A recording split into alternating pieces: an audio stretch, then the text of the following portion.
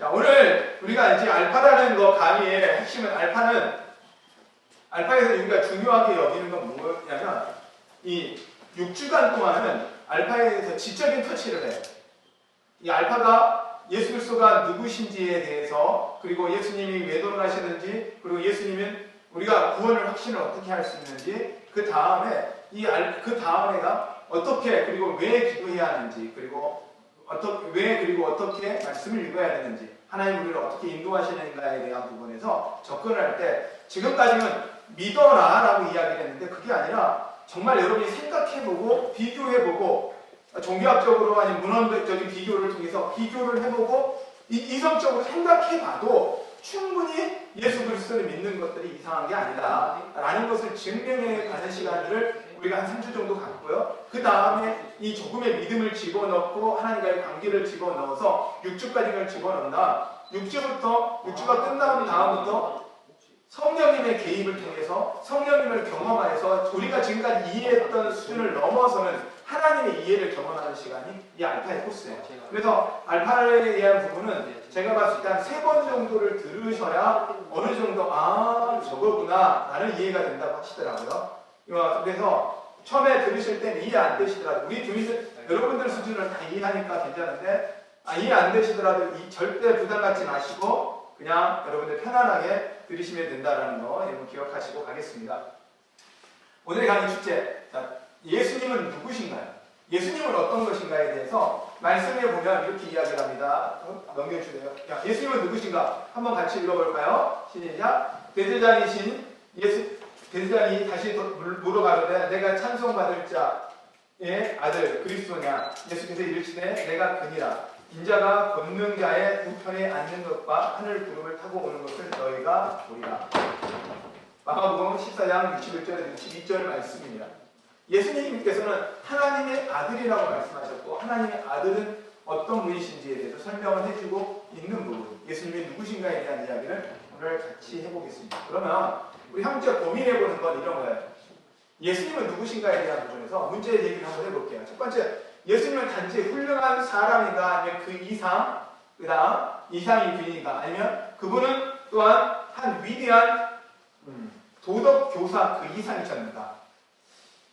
한번 생각을 해볼게요. 예수님이 진짜 우리가 생각하는 예수님은 세상 사람들은 뭐라고 이야기할까? 도덕적인 선생님, 4대 성인 중에 한 명이라고 이야기를 해요. 저는 예수님을 안 믿을 때는 교회를 나가고 한 몇 개월 동안은 고등학교 1학년 때 처음 교회를 다녔거든요.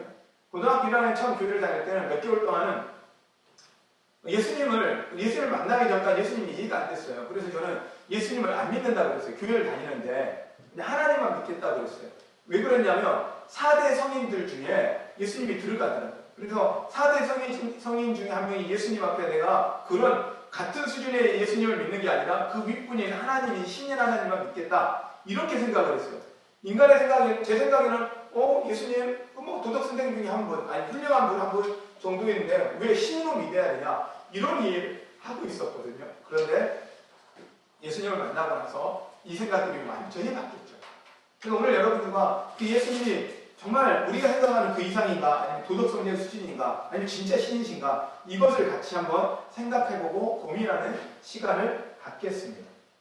자, 한번 저희가 그 다음 장면을 보여줄 텐데, 여기 나와 있는 인물들 한번 보실까요? 여기 중에서 제일 좋아하는 거 어떤 거 좋아하세요? 네. 저는요, 여기 있는 분들, 저는 우선 여성들을 워낙 좋아하니까 저는 여성을 좋아합니다. 제가 5만원짜리를 좋아하는 게 아니고요. 그래서 심사임당을 좋아합니다. 네. 여러분들은 어떠세요? 네, 제가 이렇게 물질주의적인 이런 사람이 아니어서 돈을 쫓아가는 사람이어서가 아니라 어쨌든 저는 여기 있는 심사임당을 좋아합니다. 네. 자, 여기 있는 분들 중에서 여러분이 만나본 사람 있는 사람? 혹시 여기서 어떤 분 그러더라고요. 영화에서 봤어요. 애들 가르치다고. 영화에서 봤어요. 아니 드라마에서 봤어요. 저 자기 촬영할 때 가서 봤어요. 이런 애들이 있어요. 여기 있는 인물 중에 한 사람도 여러분이 직접 만난 사람은 없을 겁니다. 이순신도 그렇고요. 세종대왕도 그렇고요. 신사임당도 그렇고요. 황희도 그렇고, 그 다음에 앞으로 10만원짜리가 나오면 백곰 김구 선생님이 될 거라는 예상을 하고 있더라고요. 그래서 백곰 김구 선생님. 그래서 제가 그때 되면 아마 백범 김구 선생님 나올 때쯤 되면 제가 저 좋아하는 인물이 바뀔 거예요. 아, 독립. 오, 독립. 오, 독립. 예, 독립을 좋아할 거예요. 오, 독립, 한입, 두입. 이 노래를 제가 불렀다가 큰일 났거든요. 제가 예수님을 잘 몰랐으니까 예수님 믿기 전에 고등학교 때 좀 한참 방황을 했어요. 그러다가 이제 신학교 가가지고 신학교 가니까 MT를, 그러니까 그 학교 전체가 신입생이 오면 학교 전체 수련회를 가더라고. MT 같이. 그 전교생이 다 가. 그 버스를 타고. 선배들이랑 다 타고. 그럼 선배들이랑 버스를 딱 타고 가는데 제가 그 버스를 타고 가다가 이제 노래 부를 사람 하더라고요. 그래서 제가 또 그때 이제 예수님을 잘 못 믿고 막 한참 옛날 놀던 습관이 있으니까 노래 부르라니까 또 앞에 마이크 들고 나갔잖아요. 그래가지고 제가 그 마이크 들고 그랬죠. 저는 백번 김구 선생님을 좋아합니다. 그분은 만주벌판에서 민족을 향해 외쳤습니다. 아, 독립! 아, 독립! 오, 독립! 오, 독립! 한입, 두입. 제가 그날부로 신학교 생활이 힘들었어요. 제가 예수님을 알기 전에는 그러다가 예수님 앞에 제가 좀 거룩해졌는데 그 전에 처음에 예수님 믿고 나서는 이걸 잘 이해를 못했으니까. 근데 제가 아무리 좋아하는 심사인단이고 백구 선생이고 세종대왕 다 좋아해도 이분들의 특징이 하나가 있어요. 우리는 만나보지를 못했어요. 여기서 그때를 만나셨던, 그러니까 김구 선생님을 봤다는 사람도 없을 거고 지금 현재 우리 여기 계시는 분이. 근데 우리가 하나님도 있어요. 이분들의 특징이 뭘까요? 이분들의 전체적인 특징은 역사적인 인물이랍니다. 우리는 어느 순간에 과학을 신뢰하며 역사를 신뢰하고 있어요. 이순신 장군에 대한 이화, 지금도 모든 해전에 있어서 최고의 장군은 이순신을 칩니다. 영국에서도 영국 해군 장교를 교육할 때도 이순신의 전략들이 교육의 프로그램 안에 들어가 있을 정도로 이순신에 대한 그 인지도는 높습니다. 그런데 이분도 우리는 들어봤다는 거예요. 뭘 통해서? 역사책, 역사라는 이야기를 통해서. 우리는 역사책이라는 것, 역사라는 것에 대한 신뢰를 두고 있는데 이 신뢰를 가지고 역사를 분석할 때 이 역사책이 정말 가치가 있는 거냐 아니면 어느 정도 가치를 두고 보느냐. 그 역사책을 볼 때 아무 책이나 다 역사를 이야기하지 않잖아요. 최근에 이제 이 드라마 하나가 역사를 왜곡했다는 이유 때문에 지금 많이 몰매를 받고 있는 드라마들이 있어요. 그래서 그 드라마가 이해까지 하고 나서 그게 폐지돼 버렸던 이번에 최근에 나타난 사건이에요. 근데 그 드라마가 최근에 아주 인기 있었던 무슨 황후의 이야기라는 작가예요. 그래서 아주 재밌게 보고 사람들이 많이 봤어요. 근데 저와 같이 사는 분도 재밌게 보시더라고요. 저는 별로 안 재밌게 봤거든요. 그랬는데 저는 잘 안 보니까. 그랬는데 이런 드라마인데 그것도 역사 왜곡에 대한 이야기가 아주 많았어 있었는데 이번에는 아주 더 큰 역사 왜곡이에요. 그러면 역사 왜곡이라는 개념을 과연 뭘로 이해할 거냐 할 때 그 역사 왜곡을 이야기할 역사적 근거들 그리고 역사에서 이야기했던 걸 평가할 때 문헌 연구라는 거예요. 문헌을 연구할 때 그 문헌을 비교하고 연구해서 그것을 비교해서 따지는 것을 문헌 연구라고 하는데 자, 어떤 사람들은 이런 이야기해요. 예수 믿을 게 안 된다. 믿을 거 못 된다. 그러니까 차라리 내 주먹을 믿지. 라는 이야기도 합니다. 정말 많은 사람들은 약한 사람이 예수를 믿는다고 생각해요. 맞아요. 약한 자 강하게, 가난한 자 부하게. 맞습니다. 우리가 약한 자. 그랬더니 약한 자가 예수를 믿는다 그랬더니 이분들이 또 많이 좋아하시는 분들이 이 곡을 너무 좋아해요. 마약하시는 분들이 아주 좋아한다 그러더라고요. 약한 자. 네. 이 발표 중에도 중간에 제가 이렇게 웃기고 확 들어가면 여러분 반응을 보여주셔야 돼요. 몇몇 아직도 일단 화장실 가서 웃으실 분들이 계시는데, 네. 그래서 우리가 약한 사람이 예수님을 믿는다고 생각하는데 절대 그렇지 않다는 거죠. 강한데도 불구하고 진짜 하나님을 만나고 나서 변화된 사람들이 많더라는 거죠. 그러면 오늘 우리가 이제 접근을 할 때 어떻게 접근하면 문헌적 비교하고 비교 문헌을 해서 과연 성경책이라는 게 역사적으로 가치가 있는 책이냐라는 걸 한번 같이 보겠다는 거예요. 그리고 역사적으로 가치 있는 책이라면 그 가치 있는 책에서 이야기하는 예수님은 과연 어떤 분이냐라는 걸 같이 한번 보면서 이야기를 나누겠습니다. 그분은 예수님은 역사적으로 존재했냐? 자, 우선 그러려면 역사적인 책들을 한번 보면서 이야기를 나눌게요. 예수님에 대한 신학적인 성경 밖에 주장에는 유명한 타키투스나 아니면 조세푸스의 로마 역사학자들도 그랬고, 그 다음 유대의 역사학자들도 예수님이 존재했다, 현실로 존재했다라는 이야기들은 역사적 기록으로 많이 남아있어요. 그리고 지금도 예수님이 실존했던 분이라는 근거에 대한 것은 역사학자들이나 아니면 과학적인 연구를 통해서라도 존재했다라는 것을 부정하는 사람은 없습니다. 그러면 성경책이 역사적으로 진짜 문헌적인 가치가 있느냐, 이걸 한번 보자는 거죠. 그래서 F.F. 브루스라는 사람이 이 역사에 대해, 신학성경에 대한 증거에 대한 설명을 이렇게 해요. 그 다음 장면을 넘겨주시면요. 자, 우선 보겠습니다.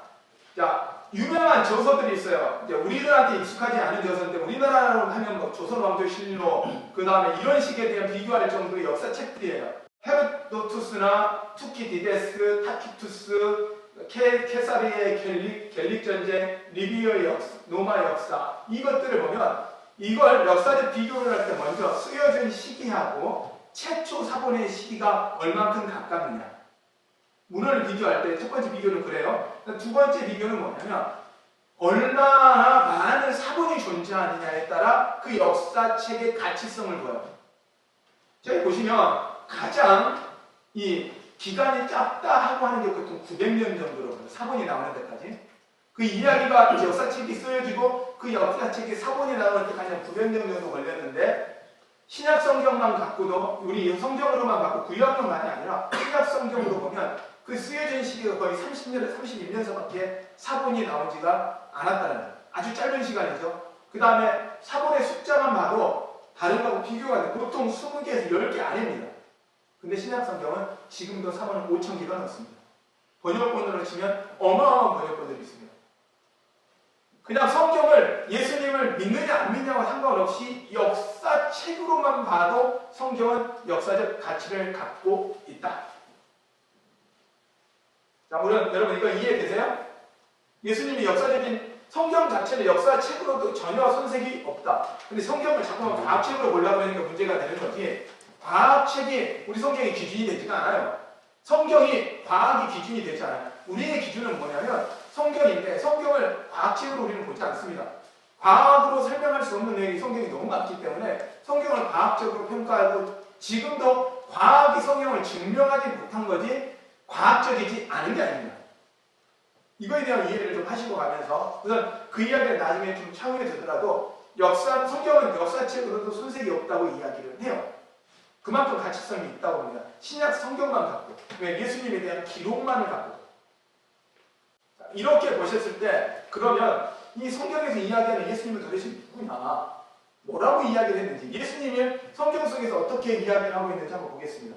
자, 우선 예수님이 역사적으로 존재하셨던 거 있죠. 제가 이제 청소년들한테 전도해보고 대학생들한테 전도를 많이 했었는데, 그들한테 물어볼 때 예수님이 역사적으로 존재했다라는 걸 설명을 하는데, 많은 친구들이 예수님이 역사적으로 존재했다는 그 자체도 안 믿는 분들이 있더라고요. 그래서 그 친구가 저한테 그러면, 예수님이 역사적으로 존재했다는 걸 설명을 해놓고 증명해놓으면 자기가 예수님 믿겠대요. 그래서 제가 증명을 해줬죠. 역사 기록들을 다 보여줬죠. 그랬더니 믿겠다 그러더니 이제 그 다음에 고민을 한다 그러더라고요. 이게 또 쉬운 건 아니에요. 근데 역사적으로 분명히 존재했다는 것이. 그리고 성경이, 그분이 역사적으로 존재했으며 그분을 다루고 있는 신학 성경이 역사책으로도 가치 있다고 이야기하면, 그 역사책으로 가치 있는 성경, 신약 성경이 예수님에 대해서 뭐라고 말씀하시는지 우리가 살펴보겠습니다. 첫 번째, 예수님은 완전한 인간이셨습니다. 예수님 자체가 이미 인간이셨기 때문에 그분은 인간의 몸으로 입고 오셨습니다. 이게 인카네이션인데, 성육신, 하나님이 이 땅으로 내려오신 거예요. 사람의 몸으로. 이제 이런 표현을 많이 이야기를 해요. 홍수가 나려고 하는데 밑에 개미가 살고 있을 때요. 개미가, 홍수가 나면 개미가 다 떠내려가잖아요. 근데 우리가 사람이 그 개미를 너무 사랑해야 돼. 개미한테 이야기하다가, 개미야! 홍수야! 너 조금 빨리 도망가야 돼. 홍순아. 아무리 외쳐도 개미가 듣지를 않더래요. 못 듣더래요. 그래서 이 사람이 결심을 했대요. 어떻게 하면 이 개미들을 구할 수 있을까? 그래서 자기가 개미가 돼야만 이 개미들을 구원할 수 있겠다고 생각해서 자기가 개미가 되어서 사람들 개미들한테 외쳤다. 뭐 이런 이야기가 있어요. 이거 하나의 예화를 들어서 하나님이 우리를 구원하시고 우리의 잘못, 우리가 구원받기, 지옥을 떠나줄 수밖에 없는 우리들을 구원하실 수 있는 방법이 아무리 가지마. 그쪽에 떨어져. 여기가 바로 이 난간인데 떨어져 안 돼! 라고 이야기해서 사람들은 못 듣더라는 거예요. 그러면 사람들이 들을 수 있게 하시기 위해서 직접 인간으로 몸으로 오셨다. 이런 이야기도 해요. 그러나 그 이전에 정확한 신학의 의미는 죄 없는 인간이, 죄 없는 사람이 그 죄를 짊어지셔야 해요. 아담의 범죄로 말미암아 모든 사람이 죄를 범하였으면 하나님 영광을 이루지 못하였고 그 하나님 영광을 이룰 수 있는 방법은 죄 없는 인간을 대신해서 죽으심으로 말미암아 구원을 이룰 수 있기 때문에 예수 그리스도가 오셨거든요. 근데 예수 그리스도 오심은 바로 우리를 위한 구원의 시간입니다. 저희가 엘파나의 기간을 정하면서도 이 기간에 저희가 부활절 전주에 예수님은 누구신가, 그리고 다음 주에 예수님이 왜 돌아가셨는가를 초점 맞춰서 진행하고 있는 이유들 중에 하나도 이 고난주간과 부활절의 연관을 저어서 지금 설명하고 있다는 거예요. 예수님은 또 감정도 있으시다. 몸만 존재했던 게 아니라 감정이 존재했습니다. 예수님 몸이 존재했기 때문에 육체적으로 죽으시기도 하셨고요. 감정적으로도 분노하고 사랑하고 슬퍼하셨다는 거예요. 예수님은 감정 있으셨습니다. 저는 이제 심리학을 전공하는 사람으로서 감정은 나쁜 게 아닙니다. 그 감정을 통해서 발생하는 행동이 나쁜 거지, 분노하는 거 괜찮고요, 슬퍼하는 거 괜찮고요, 우울한 것도 괜찮습니다. 근데 그 우울이 다음의 잘못으로, 그다음에 슬픔이 다음의 잘못, 분노가 다른 행동으로의 잘못으로 가는 게 문제이지, 여러분 안에 감정이 일어나는 건 결코 나쁜 건 아닙니다. 감정 자체는 나쁜 건 아니에요. 감정이 그냥 감정을 느끼지 못하는 게 병입니다. 예수님은 감정을 갖고 계셨어요. 두 번째, 예수님은 경험하셨어요. 태어나셨고요. 어린아이 시간을 보내셨고요. 기다리셨고요. 시험도 받으셨고요. 또한 배우셨고요. 그 다음에 직접 몫으로도 일을 하셨어요. 그분은 30년 동안 직접 몫으로, 30살이 되시기 전까지 몫으로 직접 일하셨어요. 그 아버지가 목수였기 때문에 이어받아서 몫으로 일을 하셨어요. 그래서 저도 나중에 좀 나이가 들고 나면 제가 해보고 싶은 것 중에 하나가 목수예요. 나무를 만지는 거. 만져보고 싶은 마음도 있더라고요. 또한 예수님은 순종도 하셨어요. 기다리셨고 하나님 말씀하실 때까지 기다리시고 그 아버지와 어머니 밑에서 순종의 작업도 하셨다는 거예요. 인간으로서의 몸으로 사셨었던 일을 다 하셨다는 거예요. 그러나 예수님은 자기 자신에 대해서 뭐라고 말씀하시느냐. 성경을 이렇게 얘기해 자기 자신에 대해서 뭐라고 말씀하시는가. 자기 자신을 어떻게 이해하고 계시는지 보겠습니다. 예수님은 자기 자신에 대해서 가르칠 때 간접적이고 직접적으로 이야기를 하시는데 나는 뭐뭐뭐이다. 나는 생명의 떡이다. 나는 세상의 빛이다. 나는 부활이요 생명이다. 라고도 말씀하셨고 내가 곧 길이요 진리요 그 다음 생명이라고도 이야기를 하셨습니다. 또한 예수님은 내게로 오라. 나를 따르라. 그리고 나를 영접하라. 나를 환영하라. 나를 보는 것은 하나님을 본 것이다. 이 내용들을 다 뒤져보면 간접적이거나 아니면 직접적으로 당신이 하나님의 아들이시고 하나님의 구원자, 예수 그리스도 하나님의 아들이시고 구세주라는 의미를 담고 있습니다. 그러면서 예수님이 이렇게 직접적으로 다시 이렇게 이야기하시다. 간접적으로 이렇게 이야기하다. 죄를 용서하신다. 또 그 다음에 세상을 심판하러 오신다. 라고 말씀을 하세요. 이건 무엇이냐? 하나님만이 하실 수 있는 일이거든요. 사람들이 이야기했어요. 아니 질병을 고치는 게 낫냐? 예수님이 그렇게 묻습니다. 사람들한테 묻죠. 질병을 고치는 게 아니야? 아니면 너의 죄가 용서받았다고 말하는 게 더 나으냐? 이해가 되지 않는 거예요. 왜요? 죄를 용서하는 건 오직 하나님밖에 하실 수 없는 거예요. 너의 죄를 사함받았다. 이 이야기는 너가 구원을 받았다는 의미거든요.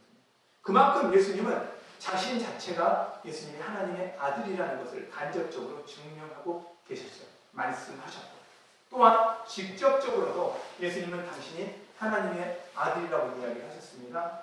메시아이고 하나님의 아들이다 이야기를 하셨습니다. 그리고 아브라함이 나에게 전부터 내가 있었느냐 하나님 되심을 주장하셨고 나는 주이시며 나의 하나님이라고도 말씀하셨습니다. 직접 이렇게 말씀하셨어요. 그러면 이제 우리가 질문이 생겨요. 고민이 생깁니다. 세 가지의 가정을 가질 수가 있어요. 첫 번째는 예수님이 사악한 인간이냐, 아니면 진짜 미쳤냐, 아니면 사실이냐. 자, 우선 질문 다시 정리할게요. 예수님은 역사적으로 존재했던 분이 아니에요. 맞죠? 존재했던 분이죠. 근데 그분을 다루고 있던 성경이 역사적으로 근거가 있어요, 없어요? 책으로서, 역사책으로서 근거가 있거든요. 제가 지금까지 그렇게 설명했죠. 근데 예수님은 존재했고 그분을 다뤘던 역사책이 근거가 있는데 거기서 나왔던 예수님의 당신에 대한 주장을 보니 이 주장의 내용대로 하면 사악한 인간이거나 아니면 미쳤거나 아니면 사실이라는 거예요. 자, 보세요. 사악한 인간이면 생각을 해보세요. 사기꾼이라는 이야기거든요. 예수님이 사기꾼이다. 여러분, 사기꾼이 목숨 걸고 사기치지는 않거든요. 그 다음에 사기칠 때쯤 됐을 때 들켰으면 어떻게 돼요? 지금도 예수님이 십자가 못 박혀 죽으실 때 본디오 빌라도가 이야기했거든. 이게 사람이 없다. 이건 죽일 가치가 없다. 그럴 때 나는 하나님의 아들이 아닙니다. 저는 지금까지 사기쳤습니다. 이러면 사셔요. 십자가를 지실 이유가 없어요. 그렇게까지 할 필요가 없어요. 충분히 그렇게 하면 죽지 않으실 수 있었어요. 그런데 목숨을 걸고 사기를 쳤다? 그리고 목숨 걸고 사기친 예수님이 죽고 부활하셨는데 그 부활하신 것 자체도 그걸 믿고 제자들이 그 이후에 똑같이 예수님과 같이 십자가에 못 박혀 죽었다? 고난을 받아 죽었다? 사기꾼은요, 한 명만 사기치면 끝나겠지만 그들한테 이득이 없이 자신들이 죽어가는데도 계속 사기쳤다? 이게 말이 안 된다는 이야기예요. 두 번째, 미쳤다.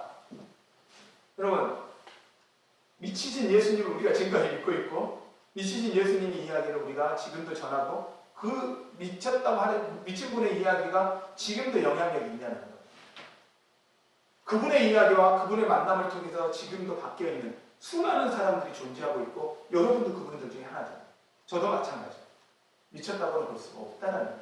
그리고 그 미친 사람 이야기에 직접 함께 들었던 사람, 함께 했던 제자들이 그 미친 이야기를 목숨을 걸고 미친 짓을 했겠냐, 이러지는 않았을 거라는 거예요. 그러면 결국은 뭐예요? 사기꾼도 아니고 미친 이야기도 아니면 결국 사실일 것이다 라는 이야기가 되는 겁니다. 자, 그러면 그 사실이라면 이게 사실인지에 대해서 하나님이 말씀하신 뒷받침하는 증거들이 있어야 되잖아요. 예수님 말씀하셨던 것이 진짜 사실이라면 증거가 있어야 사실로 보잖아요. 자, 그러면 사실이라는 걸 어떻게 볼 거냐? 예수님의 가르침이에요. 첫 번째. 예수님의 가르침. 산상수훈이다. 오늘 본문 중에서도 우리가 오늘 설교 중에서 말씀드렸지만 마태복음 5장에서 실전같이 나와 있는 산상수훈은 모든 가르침, 모든 경전, 그러니까 이 어떤 종교의 교리를 담은 게 경전인데 모든 경전 중에 최고의 경전입니다. 그 중에서 인간관계의 황금률, 여러 가지 카네기의 인간관계론, 이렇게 이야기도 하고 모든 인간관계론에서 핵심, 이것이 황금률이다, 최고의 룰이다. 이게 뭐냐면 마태복음 7장 12절 말씀입니다. 남에게 대접받고는 자는 대로 대접하라. 이게 핵심입니다. 황금률의 그 인간관계 황금률. 그렇다면 많은 사람들이 예수님은 그냥 신이라는 걸 안 믿어. 그렇지만 예수님의 가르침에 대해서 믿지 않다고 하고 예수님의 가르침이 잘못됐다고 말하는 사람은 아무도 없습니다. 모든 종교의 사람들, 종교가 다른 사람들도 예수님의 가르침에 대해서는 인정합니다. 옳다고. 근데 사기꾼의 이야기를 그렇게 옳다고 이야기를 해요? 미친 사람의 이야기를 그렇게 옳다고 이야기해요? 전혀 그렇지 않다라는 거죠. 그러면 사람들이 예수님이라는 존재, 지금 기독교가 욕을 먹지만 예수님 자체를 욕하지는 않거든요. 기독교인이 잘못 예수님의 가르침을 따르지 못하기 때문에 욕을 먹는 거지 예수님 자체가 욕먹을 만한 분이 아니거든요. 그러면 그의 가르침은 충분한 가치성이 있다라는 거예요. 예수님이 하신 일을 못 따라. 예수님은 하시는 일은 나는 성경을 받으러 오는 것이 아니라 섬기러 왔다. 제자들의 발을 씻겨주시고 가난한 자를 돌보시고 이름 없고 믿도 없는 사람들을 돌보시고 가늠하다 잡혀온 여인을 구해주시고 그 내용들을 다 보세요. 예수님이 하셨던 모습은 당신이 그 사기를 쳐서 미치면 보통 사람들은 자기의 이득을 챙기는데 예수님은 당신 것을 다 내려주고 당신을 다 드리면까지 사랑을 보여주셨다는 거예요. 그래서 우리는 예수님의 하셨던 행동, 예수님의 삶의 가치를 보고 우리도 동일하게 그분의 삶을 따라가고 있지 않습니까? 내가 십자가를 지고 듯이 너희 자신을 부인하고 자기의 십자가를 따르라고 말씀하셨던 것처럼 보면 예수님의 가르침은 그만큼의 의미가 있다라는 것입니다. 그리고 예수님의 성품이에요. 저는 아무리 말씀을 읽고 하지만 아직도 예수님 성품 따라가기는 못하는 것 같아요. 저의 이제 인생의 모토 중에 하나가 손해보고 살자가 제 모토인데, 이게 손해보고 살자는 것도 제 보면 손해보는 것처럼 살고 겸손한 것처럼 살면 하나님이 나한테 뭐 더 주실 것 같은 기대감이 약간의 속에 숨어 있거든요. 예수님은 그렇지 않으셨거든요. 예수님은요, 십자가 매달려 죽으시면서도 당신을 죽이는 사람들을 향해서 이렇게 이야기하시는 거예요. 주님, 저들이 하는 짓을 모릅니다. 왜 저렇게 하고 있는지도 모릅니다. 저들의 죄를 용서하여 주시옵소서. 아니, 당신이 십자가의 고통을 당하고 있고 찢어지는 아픔을 갖고 있는데 그럼에도 불구하고 당신이 어떻게 하셨어요? 그 사랑을 보여주셨다.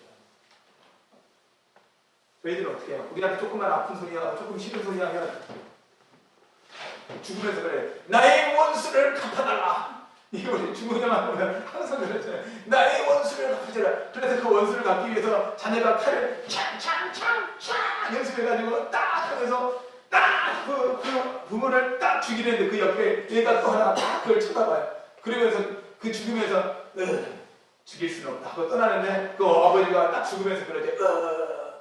저 원수를 꼭 갚아달라 꼭 하고 나면 또 그 아이가 창 준비해가지고 가가지고 착 하면 또 이 원수와 원수를 갖고 가는 이 모습. 그래서 중국 영화는 맨날 원수 갚는 일이잖아요. 부모의 원수.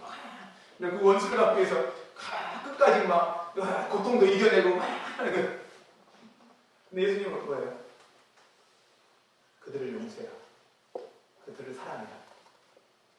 그러자 예수님의 제자들도 동일하게 그 일을. 심지어 베드로는 예수님과 같이 십자가에 못 박아 죽을 수 없으니 거꾸로 매달려 죽겠다라고. 거꾸로 매달려 죽겠다. 자, 이것들을 보면 우리가 예수님이 그 가르치시는 공부, 그 다음에 예수님이 돌아가시는 그 일주일의 시간에, 지금 이 일주일의 시간 동안에 예수님이 약속하셨던 구원의 약속들, 그리고 하나님이 약속하신 예수님을 통해서 구원하겠다는 약속이 거의 다 예언의 성취돼요. 그리고 예수님은 그 예언 성취를 위해서 당신의 삶을 사셨던 것들을 볼 수가 있어요. 이 모든 사건들을 보면서 어떻게 그걸 죽는 것까지 다 짜맞게 치실 수 있겠냐고. 이게 사기꾼이고 미쳤다면 가능하겠냐? 절대 그렇지 않다는 거죠. 진짜 하나님이시기에 그분은 하나님의 아들이셨기에 가능하다는 거예요.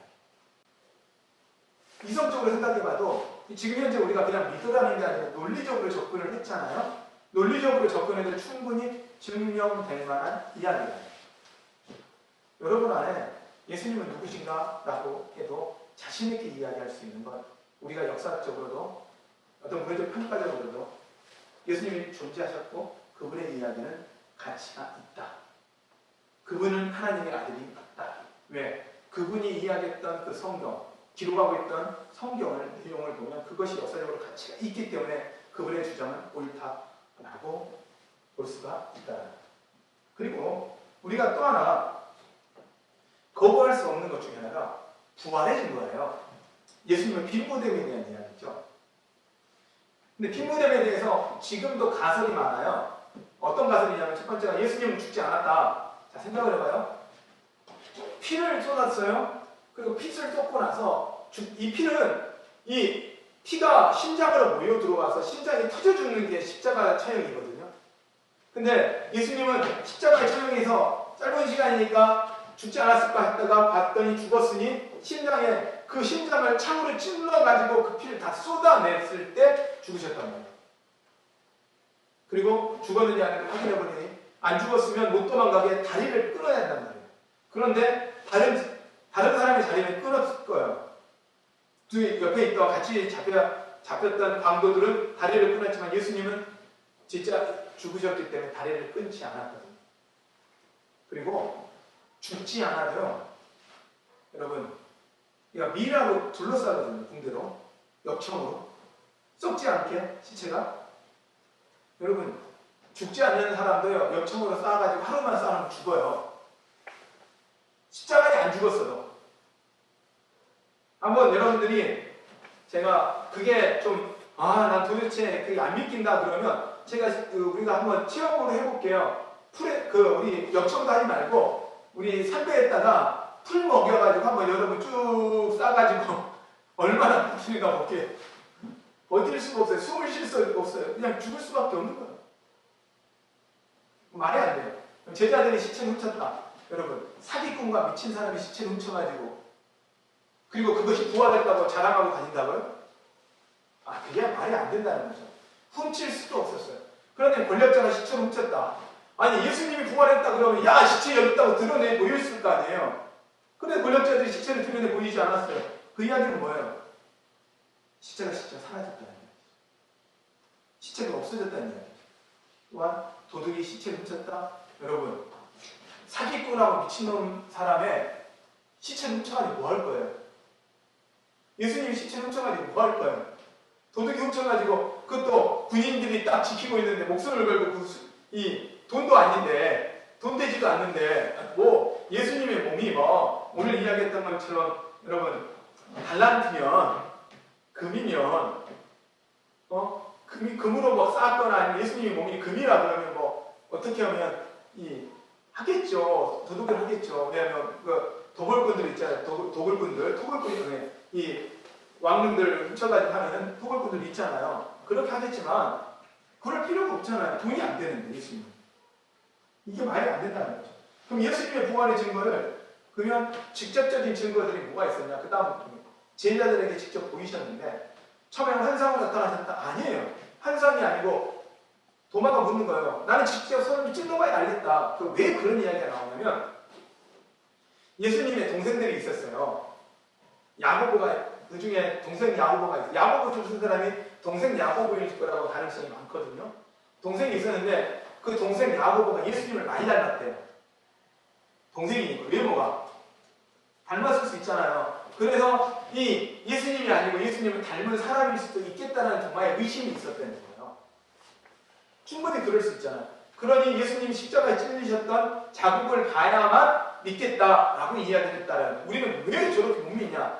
그만큼 예수님 놀라운 일이죠. 죽었던 분이 3일 만에 부활했으니까 믿겨지기 어렵죠. 그러나 보니까 최초 나타나셨던 사건들을 보면 최소한 10가지 이상의 다른 사건을 나타나고 심지어 제자들이 낚시하고 있는데 가셔서 배를 고기 잡고 있는데 가셔서 직접 그물을 던지시고 같이 고기도 뜯어 먹으셨다는 이야기죠.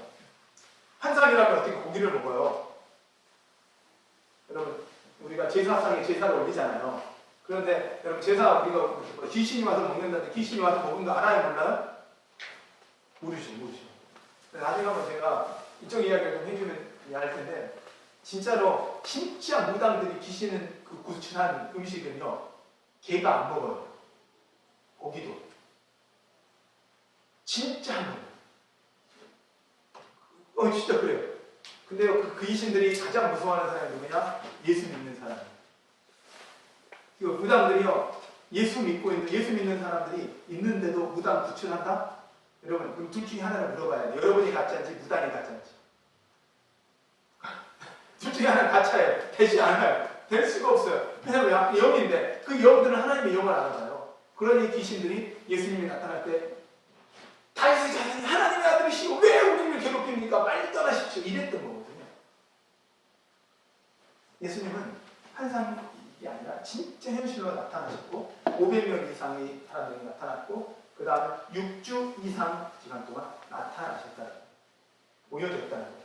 이것으로 봤을 때 예수님은 직접 부활하신 거 맞다 라고 이야기를 합니다.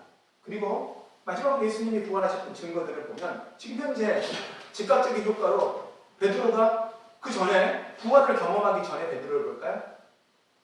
어땠어요? 도망갔어요. 우리 같잖아요. 우리 같이 도망갔을 거예요. 같이 죽으라 하니까 도망가다. 처음에는 절대 도망가지 않겠습니다. 저는 같이 죽겠습니다. 칼도 뽑았던 사람이 베드로예요. 그랬던데 도망가버려요. 근데 그 베드로가 부활한 예수님을 만나고 성령님을 강화하고 와서 담대히 말씀을 쏟고 차라리 날 잡아 넣어라. 내가 니들 말을 듣는지 하나님 말을 듣는지 누가 너희들이 판단해라. 라고 하면서 자신이 담대하게 이야기를 해요. 제자들이 직접 일어나서 그리고 그 베드로의 설교한 번에 3,000명, 5,000명, 한순간에 10,000명의 성도가 됐어요. 그때 10,000명들은 다 예수님을 만난 경험이 있던 사람입니다. 대부분. 직접 만나지는 않았지만 그 옆에서 예수님을 봤던 사람들의 소문을 들었던 사람들일 것 같아요. 그 사람들이 즉각적으로 거짓말쟁이라고 생각할 수 있는 그 예수님의 말을 듣고 그들의 인생이 변화되었다는 거죠. 두 번째, 그 다음에 그 시대에 끼친 영향들, 지금 이 순간에도 전 세계 수많은 사람들이 예수님을 믿고 있다는 거예요. 그럼 이것들로만 봐도 예수님은 누구신가? 라고 이야기할 때 하나님의 아들이시고 지금도 우리 가운데 오셔서 죽으시고 부활하신 분이라는 걸 우리가 믿을 수 있다는 거예요. 여러분 이 사실만 보아도 우리는 예수님이 누구신가에 대해서 잠깐 들었지만 이걸 증명할 수 있다는 거예요. 여러분 저한테 믿으라는 이야기가 아니라 우리는 근거를 갖고 설명을 한 거예요. 여러분 그럼 이제 이해되셨어요? 네. 여러분 이 정도의 마음을 갖고 그 다음에 이 알파가 처음에 들은 걸로 끝나지 않고 여러분 정리되고 또 정리되시면 여러분 안에서 충분히 복음을 증거하는데 병증적으로 증명할 수 있습니다. 그래서 여러분 예수님이 누구신가에 대해서 오늘 나눴는데 여러분 소그룹으로 이제 나눠서 진행을 할 거예요. 그룹을 다 나눠주실 거예요. 줌으로. 여러분 우리 줌은 여러분 서로 사랑해 줌, 안아줌, 기뻐해 줌 그래가지고 오늘 줌으로 여러분 잘 만나시기 바랍니다. 감사합니다.